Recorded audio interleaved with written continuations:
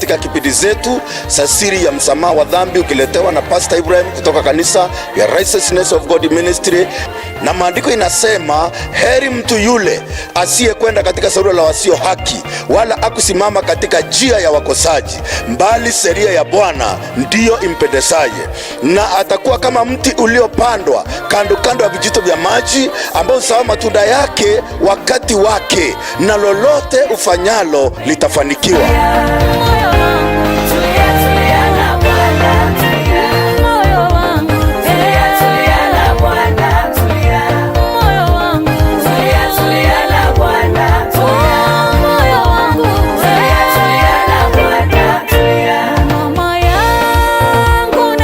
Na kukaribisha katika kipindi chetu cha siri ya msamaha wa dhambi.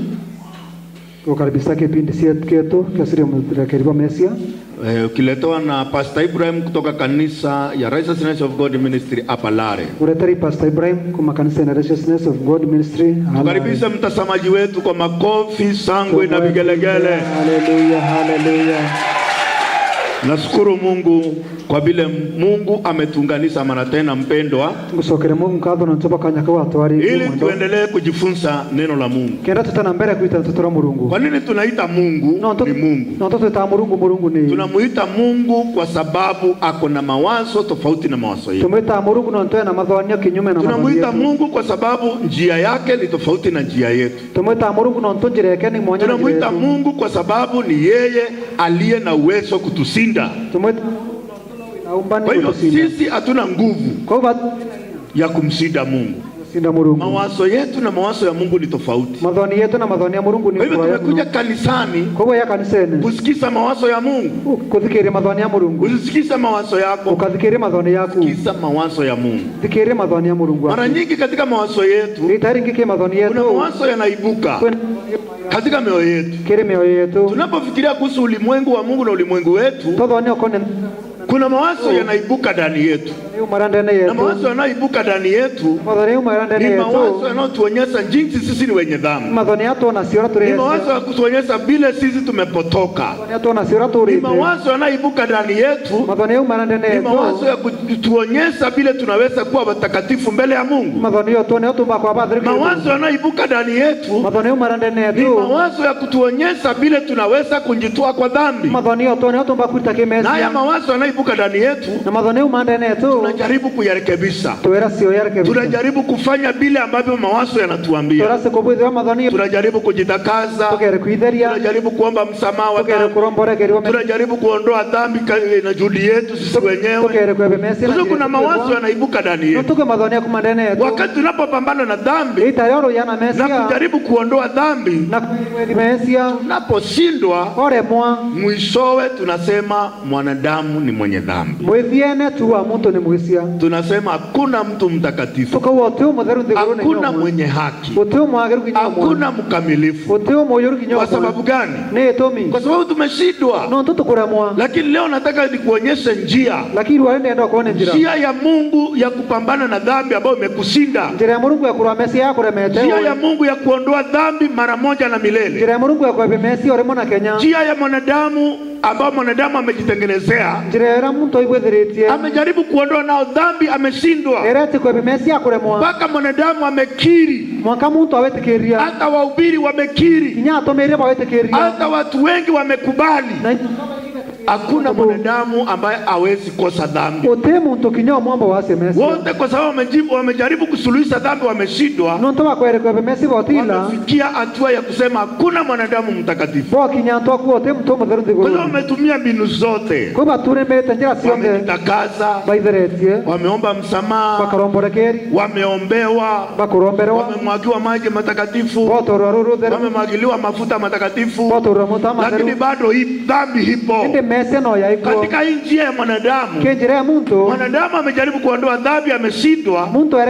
Sasa mwanadamu baada ya kushindwa, kuliko akimbia kwa Mungu, yeye mwenyewe anasimama anasema, kiukweli hakuna mwanadamu ambaye hana dhambi. Na wanaanza kusoma vitabu ambavyo vinaongea kuhusu dhambi. Soma kitabu cha Warumi 3 mstari wa 23. Inasema wote wametenda dhambi na kufungukiwa na utukufu. Na hapo wanadamu kwa sababu wamejaribu kusuluhisha dhambi wameshindwa. Wanakwama katika huo mstari. Wote wametenda dhambi na kufungukiwa na utukufu wa Mungu. Sasa unawezaje kusema mimi sina dhambi wakati Biblia inasema nimetenda dhambi na kufungukiwa na utukufu wa Mungu? Wamekwama hapo. Katika kitabu cha Warumi 3 mstari wa 23, je, kuna Yesu? Kuna Yesu hapo? Hapo kuna dhambi. Na ndio mwanadamu anajipima na hiyo kitabu. Kitabu kingine mwanadamu anajipima nazo ni kitabu cha waraka wa kwanza wa Yohana sura ya kwanza mstari wa 8. Tukisema kwamba hatuna dhambi twajidanganya wenyewe na kweli haimo mwetu. Sasa hii mistari ndio mwanadamu anajipima nayo. Tukisema kwamba hatuna dhambi twajidanganya wenyewe wala kweli haimo mwetu. Sasa mwanadamu anasema nitawezaje kusema sina dhambi wakati Biblia inasema tukisema kwamba hatuna dhambi twajidanganya wenyewe na kweli haimo mwetu. Nitasemaje sina dhambi? Na maandiko inasema katika waraka wa kwanza wa Yohana sura ya kwanza mstari wa 10. Tukisema kwamba hatukutenda dhambi twamfanya yeye kuwa muongo wala neno lake halimo ndani yetu. Nitawezaje kusema siyatenda dhambi? Nitawezaje kusema sina dhambi wakati Biblia inasema mimi niko na dhambi? Wakati Biblia inasema mimi nimetenda dhambi, nitawezaje kusema sina dhambi? Na hiyo maandiko watu wanakuwa manayo ndani ya mioyo yao, kwa sababu maandiko hayo yanaonyesha wako na dhambi, yanaonyesha wako na dhambi, yanaonyesha wametenda dhambi. Hebu angalia mstari wa 9. Maandiko inasemaje? Tukisiungama dhambi zetu. Kuna tofauti ya kuungama na kutubu na kukiri. Kwa hivyo watu wengi wanafikiria, wanaposoma mstari huu wanaanza kufikiria kuhusu kuungama. Kuungama ni kuungama namna gani? Uungame namna gani? Hata Yesu aliungama mbele ya Ponti Pilato. Aliungama nini? Aliungama ufalme ulio ndani yake. Aliungama ufalme ulio ndani yake. Na wewe je, utaungama nini? Kulingana kitabu cha waraka wa kwanza wa Yohana sura ya kwanza mstari wa 9. Utaungama nini? Utaungama uko na dhambi na umetenda dhambi. Hiyo ndio maana ya kitabu cha hii kitabu cha waraka wa kwanza wa Yohana sura ya kwanza mstari wa 9. Utaungama kile kiko ndani yako. Na unapoungama, maandiko inasema namna gani? Yeye ni mwaminifu na wa haki, atatuondolea dhambi zetu na kutusafisha na udhalimu wote. Tukiungama, sio sisi tutajitakasa. Yeye ameahidi kututakasa, kutusafisha na udhalimu wote. Haleluya. Amen. Kwa hivyo ameahidi. Ameahidi namna gani? Kutusafisha. Hebu tuone vile dhambi inaozwa. Mstari wa 7. Waraka wa kwanza wa Yohana. Tuangalie Biblia. Mbali tukienenda nuruni, mbali tukienenda katika nuru, kama yeye alivyo katika nuru, twashirikiana sisi kwa sisi. Na damu yake Yesu mwana wake yatusafisha dhambi yote. Unaamini damu ya Yesu inaosha dhambi yote? Yesu ni dhambi simesi onde. Haleluya. Amen. Dhambi iliyokuwa mstari wa 8. Mesia ari mstari wa 8. Dhambi iliyokuwa mstari wa 10. Ari mstari wa 10. Dhambi ambayo tumeungama katika mstari wa 9. Mesia to irandene mstari wa 9. Inaoswa katika mstari wa 7. Hii dhambi ki mstari wa 1. Inaoswa na damu ya Yesu Kristo. Hii dhambi na dhere ke Yesu. Haleluya. Amen. Watu wako na mistari. Bila wako na dhambi. Urabe na Mesia. Bila umeweka mistari iliyo na dhambi. Unatoweka mistari na Mesia. Weka mistari iko na Yesu ndani ya moyo. Weka mistari na Yesu ndani ya nkoro yako. Weka mistari iliyo na Yesu ndani ya moyo wako. Weka mistari na Yesu ndani ya nkoro yako. Kwa nini Yesu alisaliwa? No nto Yesu asiarone. Kwa nini nakwambia weka mistari iliyo na Yesu ndani ya moyo? No tuko kura yokile mistari ili uweze kuelewa kwa nini Yesu alisaliwa. Kendo meano nto Yesu asiarirwe. Kwa nini Yesu alisaliwa? No nto Yesu asiarirwe. Mathayo sura ya 1 mstari 21. Mathayo mama sura 21. Naye atazaa mwana. Na watamuita jina lake Yesu. Na wamuita jina lake Yesu. Maana yeye ndiye atakao kwa watu wake na dhambi zao. No nto no kono kianto bake na Yesu. Ukiweka mstari uko na Yesu ndani ya moyo wako. Ukaweka mstari na Yesu ndani ya nkoro yako. Umeweka Yesu Mwokozi ndani ya moyo wako. Weka Yesu muono kenda na nkoro yako. Biblia inasema Biblia kuwa atasaliwa mwana. Siaro mwana. Jina lake ataitwa Yesu. Yeto lake eto Yesu. Ndiye atakaye okoa watu wake na dhambi zao. No kono kianto bake na Mesio. Yesu alikuja ulimwenguni. Yesu na yire ndiguruni. Kwa nini Yesu alikuja ulimwenguni? Yesu yire ndiguruni. Mbona Yesu alisaliwa kama mwanadamu? No Yesu asiaro. Mbona Yesu alikuja na mwili wa mwanadamu? No Yesu yire mwili mtu. Kwa nini Yesu alikuja katika mwili wa mwanadamu? No Yesu yire na. Mbona Mungu alikuja katika mwili wa mwanadamu? No Yesu yire ni. Mbona alivaa mwili wa mwanadamu? No Yesu akira mwili mtu. Maandiko inasema. Maandiko yariwao. Katika kitabu cha Yohana sura ya 1 mstari 14. Tekura Yohana mama mstari 14. Neno alifanyika mwili. Akakaa kwetu. Araria kile bahati. Kwa utukufu kama utukufu wa mwana wa pekee. Tunaona neno amejaa neema na kweli. Ora ujuri. Kwa nini alikuja katika mwili? No na mwili. Kwa nini alikuja na mwili? Maandiko inasema katika kitabu cha Warumi 8 mstari wa 3. Ki Warumi nyanya mstari wa 3. Yale yasiyowezekana kwa sheria. Yeye ateke kila sheria. Kwa sababu ya udhaifu maana yale yasiyowezekana kwa sheria. Atekiombekana kirero adho. Kwa vile ilikuwa dhaifu kwa sababu ya mwili. Uretari na ombari na ntoba mwili. Mungu kwa kumtuma mwanawe mwenyewe. Mungu na ntoba tuma mwana wake katika mfano wa mwili. Na mubwana no ya mwili. Ulio wa dhambi. Na kwa sababu ya dhambi. Na ntoba Mesia. Alihukumu dhambi katika mwili. Na bidhire mwili. Yesu alikuja katika mwili. Yesu ayire ndene mwili. Ili ahukumu dhambi katika mwili. Kenda ambithia Mesia kire mwili. Haleluya.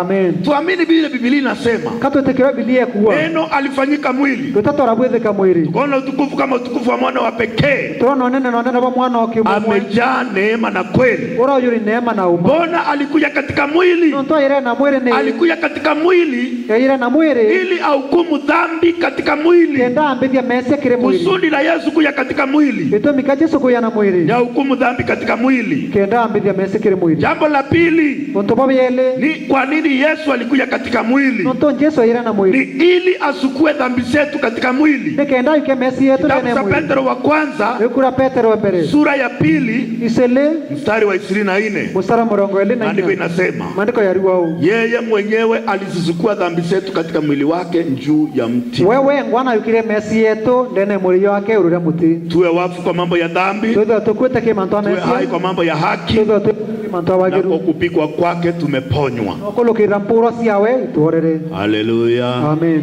Maandiko inasema namna gani? Maandiko natea kuwa yeye mwenyewe wewe ngwa alisisukua dhambi zetu katika mwili wake juu ya mti. Na yukire Mesi yetu urura mwili wake urura mti. Unaamini Yesu aliyesaliwa? Note kanji soro siarerwe. Unaamini Yesu aliyebaa mwili wa mwanadamu? Note kanji soro kire mwili wa mtu. Kama unaamini Yesu aliyekuja katika mwili wa mwanadamu? Kila note kanji soro ira mwili wa mtu. Amini Yesu alisukua dhambi zako katika mwili wake. Etikia Yesu na yukire Mesi yaku ukulukira mwili wake. Ono naishi maisha mwenye dhambi. Naishi kusoma mistari ambayo iko na dhambi, iko na dhambi, iko na dhambi, iko na dhambi. No to tora kwa mistari Mesi na Mesi na Mesi. Kusoma mistari iko na Yesu. Utazo mistari Yesu na dhambi hawawezi kaa ndani ya moyo mmoja. Yesu na Mesi batomba kuria ndani ya moyo mmoja. Inawezekana Yesu wakae nyumba moja na dhambi. Yesu na bari ya nyumba ya mwana Mesi.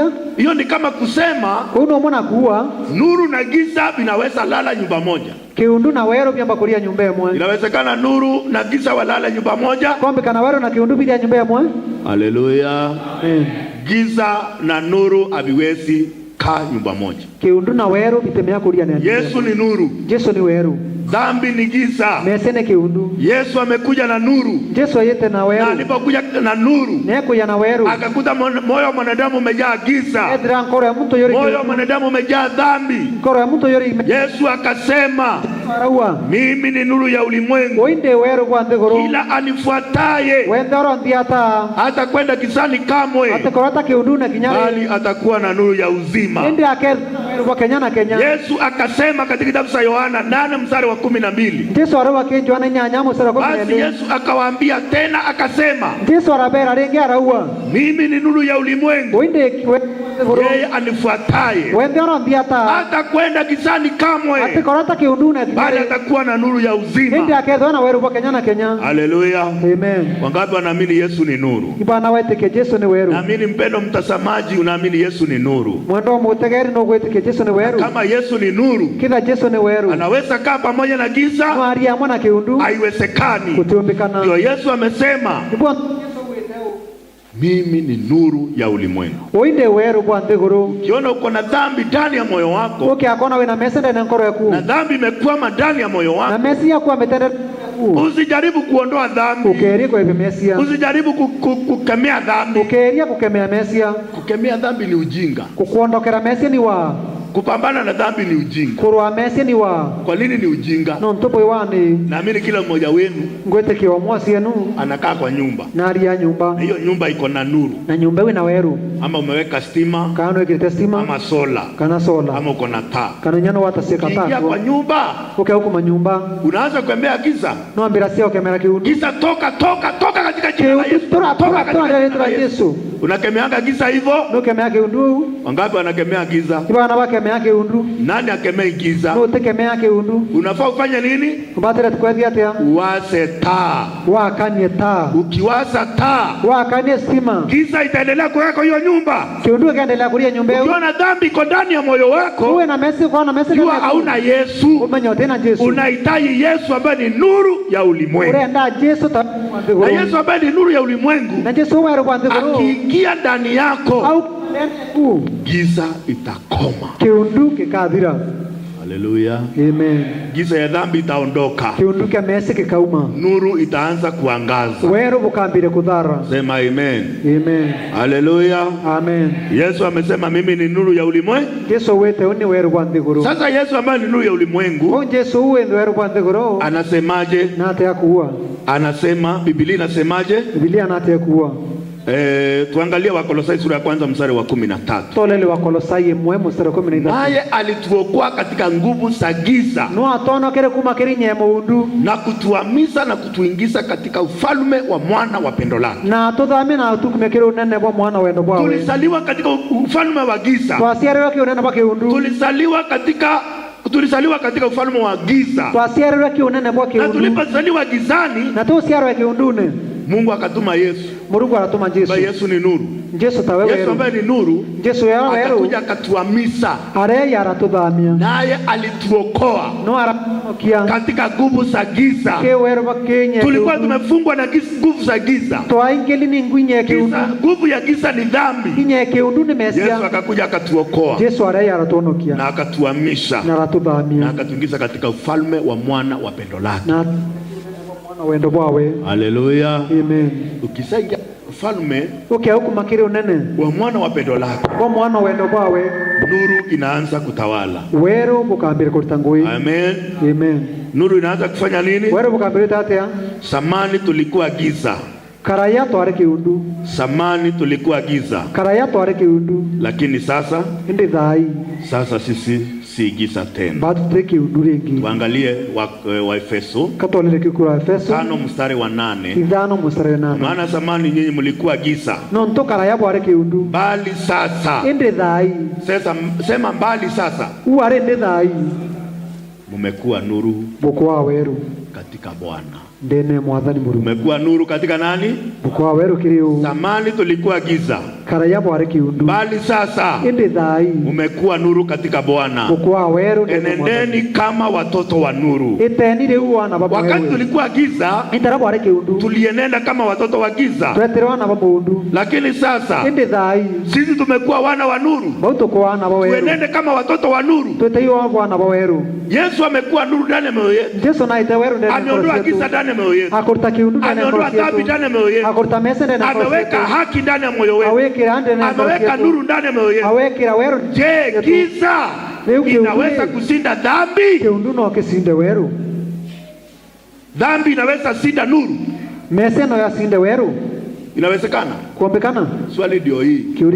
Uketho weru na weru gumiteke uwe kiundu kwamba kwa yake kalita weru ndene ku yorio boelekene no muri kitagomekana arore mtazamaji mali huko uliza yule mkona yeye arore uri atere kwero kiundu kike yake lita weru korone ku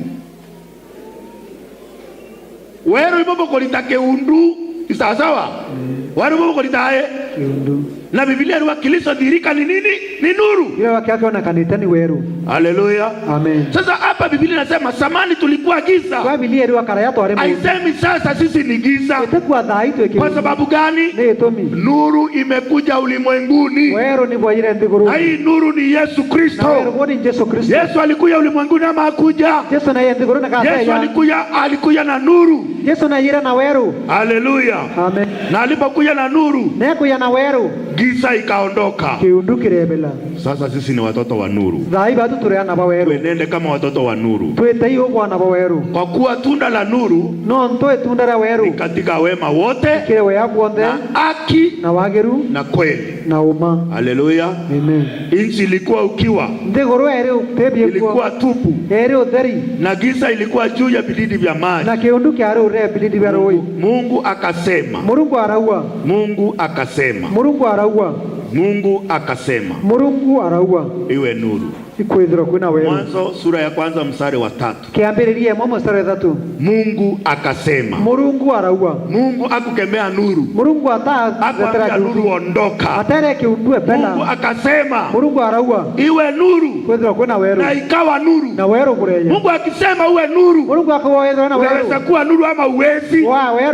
Kama Mungu alisema iwe nuru na ikawa nuru, wewe ambao dhambi imekwama ndani ya moyo wako, ambao ni giza imekwama ndani ya moyo wako, leo Mungu amesema iwe nuru. Haleluya. Mungu amesema iwe nuru na imekuwa nuru. Jinsi ilikuwa giza, ilikuwa ukiwa. Ukiangalia hapo kwanza mstari wa 2, nayo jinsi ilikuwa tupu, tena ilikuwa nayo nchi ilikuwa tupu, tena ilikuwa bila umbo, na giza ilikuwa juu ya uso wa vilindi vya maji, na Roho wa Mungu alikuwa ametulia juu ya uso wa maji. Mungu akasema iwe nuru. Mungu akasema iwe nuru, kawa nuru. Unahitaji nini mpendo mtazamaji? Na hapa kanisani unahitaji nini? Unahitaji Mungu aseme. Unahitaji Mungu atia au wero boye na kuwa wero boye bureda atia ndera pokea Mungu watere weru ibweye ndigoro epokea yo pokea weru bureda atia weru baumere ndigoro kama umereke Mungu. Kwa hivyo Mungu ora weru boye no woyo waua weru ibweye kiwe. Haleluya. Amen. Dhambi ni giza, mesia ni kiundu. Mungu amesema iwe nuru. Mungu akuwa kuna weru. Haleluya. Amen. Usilie kwa ajili ya dhambi yako. Ukarira ntoa mesi yako. Dhambi yako unalia kwa sababu Mungu hayasema. Mesi yako yenyeria nto Mungu ataua. Shida ni hii, Vinani umeishi mahali Mungu asungumzii. Uria antora Mungu ataraidia. Mungu asungumzii kila mahali. Mungu ataraidia kuntu. Mungu amesagua kanisa ya ukweli mahali anasungumzia. Mungu asangoleta kanisa ya umara raidia. Kwa kanisa ya ukweli. Mwaka kuma kanisa ya umara. Unasikia Mungu akinena. Ibaso Mungu akerasia. Lakini kwa makanisa ya uongo. Lakini kwa kanisa ya urongo. Kwa dini hakuna Mungu. Paatirimana, Mwamba, Mworowani, Mumaramari, Mudongeri, Muroi, nae na Mulebi na abundu sanamu bonde baatirimana. Bare abundu ho no baweta. Murungu ari atate kanto bau. Nde muntu aromaga wa murungu de mwesia inda arongoere inda iyere inda everie murungu dekera anto bau kuo ibao. Hawa nasema hivyo ni wanani? Ando baba wanani ya watu baba kueleza manto yonde bagwethete bebao wanaeleza maovu beba Murungu ka beba nkoma wamefanya akiwa Mungu ama na shetani. Weka tofauti vizuri, ika mwanyau. Haleluya, amen. Watu wanalia kwa sababu ya dhambi zao. Watu wote wanaolia kwa ajili ya dhambi zao ni watu ambao hawaamini kilio Yesu aliyolia msalabani. Naamini Yesu alilia msalabani na akasema yote yamekwisha. Kama unaamini hivyo, mbona ulie kwa ajili ya dhambi na Yesu alilia kwa sababu ya dhambi yako? Yesu alifia dhambi yake ama alifia dhambi yako? Alifia dhambi ya nani? Akwire mesi yao. Yesu alifia dhambi yangu. Yesu akwire mesi yako. Na akaenda nayo msalabani. Na aleta nayo msalabani. Akalipa msara wa dhambi ambao ni mauti. Arere mesi tarone. Akiwa msalabani. Ya msalabani. Akasema yote yamekwisha. Arawa ya kudira. Dhambi yangu ikaisha. Mesi yako yaradhira. Makosa yangu yakaisha. Madhoki yako yadhira. Maovu yangu yote yakaisha. Madhoki yako yote yakadhira. Na wakati maovu yangu na dhambi yangu iliisha, nitira madhoki yako na mesi yako yadhira. Mungu akasema. Mungu arauau. Mungu akasemaje? Mungu na ateure. Dhambi zao mesio na uasi wao no dhukebo sitakumbuka tena kabisa. Tikori kanaringi. Dhambi zao mesio na uasi wao na madhukio sitakumbuka tena kabisa. Tikanaringi Waebrania 10 mstari wa 17. Waebrania 10 mstari wa 11. Mungu akumbuki dhambi zako. Mungu atirikana mesi yako. Mbona uende ukamkumbusa dhambi yako? No ntoa murika ni mesi yako ni. Na wakati Mungu anasema hatakumbuka. Ni tera Mungu akuatirikana. Haleluya. Amen. Haleluya. Amen. Pendo mtazamaji, Mungu akubariki. Tegeri muende Mungu akubariki. Nashukuru kwa sababu ya mtazamaji ambao amefuatilia kipindi zetu. Ngosokerenkazo na ntuba kudorema na batu. Baba Mwenyezi Mungu, katika jina la Yesu nakushukuru kwa sababu ya neema umetujalia siku ya leo kujifunza neno lako. Bila Yesu Kristo alikuja ulimwenguni na akabeba dhambi zetu zote, makosa yetu yote na maovu yetu yote, na akaangikwa msalabani, na akiwa msalabani akatangaza akasema yote yamekwisha.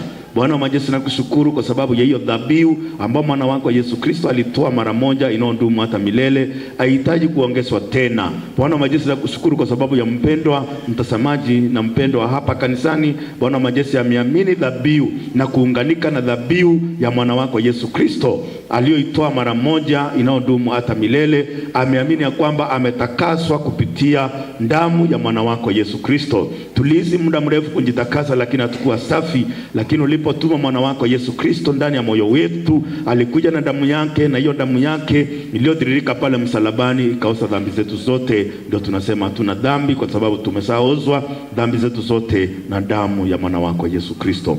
Pokea sifa mfalme, ukiwa katika kiti zako za enzi, kwa Bwana wa majeshi, kwa kazi kubwa ambayo umetufanyia.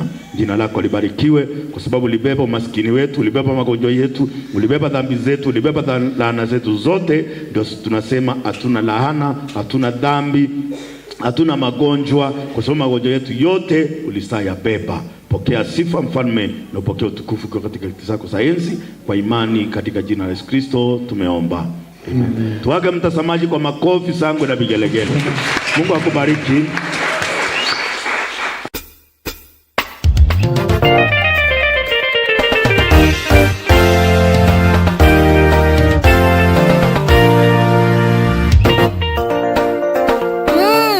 Moyo wangu tulia. Tulia kwa Bwana. Yeah.